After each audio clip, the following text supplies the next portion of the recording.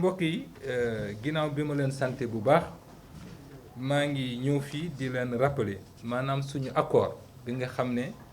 signé nañu ko woon ñun gouvernement muy man ministre des finances et du budget, le ministre de l'éducation Mamadou Talla, le ministre du travail Samba Sy, le ministre de la fonction publique madame Mariama Sarr ak donc ñi nga xam ne ñoo ko fekk woon muy le ministre de la formation professionnelle Dame Diop, muy aussi suñu garante bi nga xam ne moo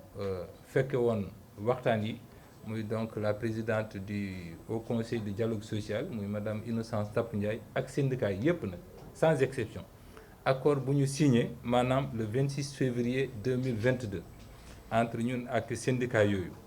Accord bi maanaam si juróom-ñaari poñ la aju woon juróom-ñaari poñ poñ bu njëkk bi mooy yokk lu ñuy wax si wàllu jàngalekat yi prime scolaire boobu yokk nañu ko 220%, muy ñaari téeméer bu nekk yokk nañu si ñaari téeméer ak ñaari fukk. beneen bi mooy relèvement indemnité d'enseignement yokk nañu si fukki poñ 50% la woon ñu yóbbu ko 60%, ñu yokk si fukki poñ. beneen bi mooy indemnité de contrôle et d'encadrement ñu doublé ko moom it mooy troisième point bi. quatrième point bi mooy maanaam indemnité de recherche documentale loolu pour jàngalekat yi la ak professeurs yi ak professeur d'enseignement moyen, professeur d'enseignement secondaire et professeur de collège d'enseignement moyen général ñu leen di tuddee PCEMG. ñu yokk ci téeméer bu nekk ñu yokk ci téeméer ak fukk ak ñeent muy 114%. ñu def aussi revalorisation de l'indemnité liée à la fonction dirigeante maanaam bépp jàngalkat bi nga xam ne en dehors de jàng bi dafa nekk directeur d'école wala mu nekk proviseur wala leneen loolu tamit ñu yokk ci téeméer bu nekk juróomi ñeent fukk ak ñett bu gën a ndaw ñu mën na dem sax ba ñaari fukk ak juróom-ñeent yi nga xam ne dañu soog muy 29%, 229%. ensuite am na benn point bu ñu ci waxtaanoon mooy normalement chaque xaalis bi nga xam ne dañu ko fay nit muy kuy liggéey dañu ci war a tànk impôt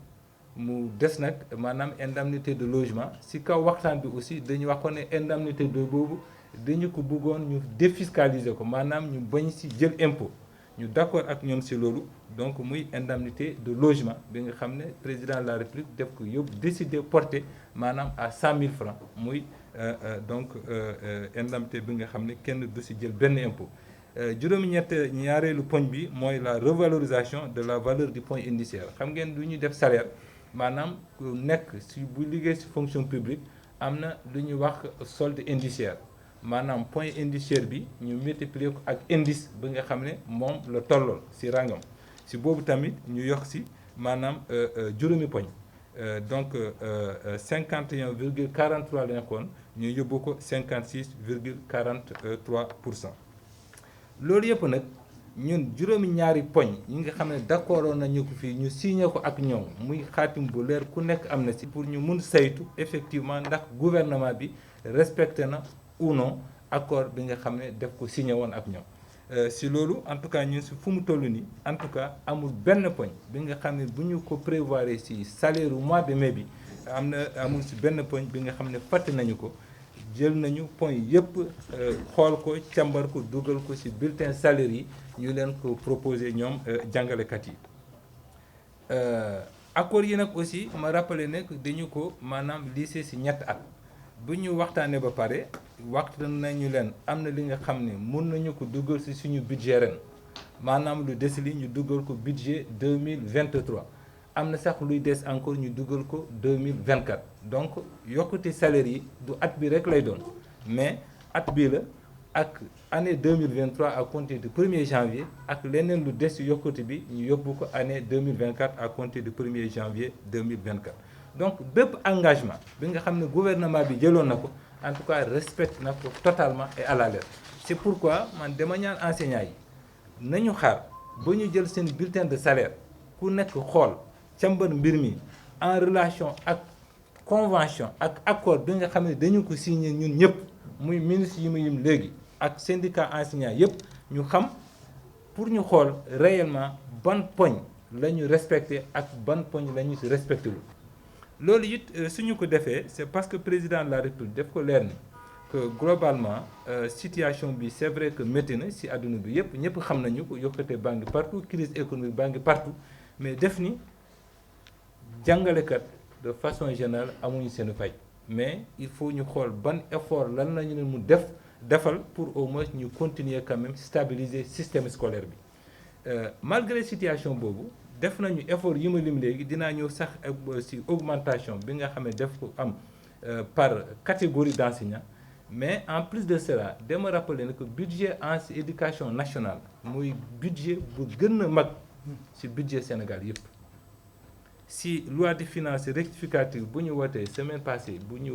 wootee exactement semaine passée à l'Assemblée nationale si budget boobu ministère bi budget am dafa nekk 673 milliards 150 millions maanaam juróom benn téeméer milliards ak juróomi ñaari fukk ak ñetti milliards bu teg 150 milliards maanaam téeméer ak juróomi fukk milliards bi nga xam ne budget boobu dong éducation nationale moo ko am ci budget 5500 milliards de francs CFA muy budget bu am solo mais enseignement bi du foofu rek la yem parce que formation professionnelle am na budget enseignement supérieur am na budget soo xaymaa ñetti budget yooyu ëpp nañu plus de 1000 milliards exclusivement ci wàllum éducation de façon générale ma rappelé ne aussi que mesures yooyu jël nañu ko malgré yeneen effort yu takku yi nga xam ne président de la République def ko jël pour dimbali cette fois-ci askan Sénégal yépp y compris bien évidemment donc jàngalekat yi léegi yokk première mesure yi nga xam ne def nañu ko pour année 2022 mooy li nga xam ne budget bi attan na ko jël ren si loolu donc muy augmentation yi ma rappelé léegi maanaam si catégorie jàngalekat yi xam ngeen ne dañu jógee inspecteur ba instituteur adjoint maanaam inspecteur salaire am dina yokku si benn weer rek maanaam 103 millions 686 mille francs CFA inspecteur bi nga xam ne nag am na fonction dina am lu toll 179 mille francs CFA 0,10 francs PS 96 474 PS fonction muy 112 943 PM simple muy 107 690 PM bi nga xam ne am na fonction muy 109 423 am na aussi PCMG kooku salaire am dina yokku 108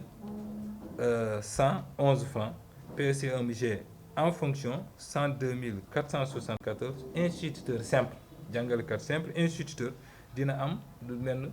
125 000 bu yokk ci salaire am keneen ki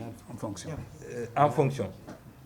instituteur adjoint simple dina am juróomi benn 46 366 francs bi nga xam ne dina yokk ci salaire am ak lu teg instituteur adjoint aussi bu nekk maanaam ci fonction maanaam am na ay instituteur adjoint yu nekk ay directeur d'école yooyu dinañu am 72 666 francs muy juróom-ñaari fukk ak ñaari junni lu teg yi nga xam ne dina yokk ci salaire am augmentation yooyu tamit yokkute yooyu pour at bi rek la parce que accord bi dañu ko signé comme ni ma ko rakkabal woon sànq ci ñetti at bi lu budget bi attan ñu dugal ko lu des li incha allah dina xaw a tolloo maanaam ci li ma rappelé yi aussi dañu ko dugalaat année 2023 à partir du 1er janvier fii ci benn juróomi benn weer dinañu ko yokkaat encore presque montant bu xaw a toll nii ci loolu tamit c'est important ñu rappeler ko su encore amee lu des dina am lu des d'ailleurs loolu tamit dinañu ko lycée maanaam ci atum 2024 incha allah rabbi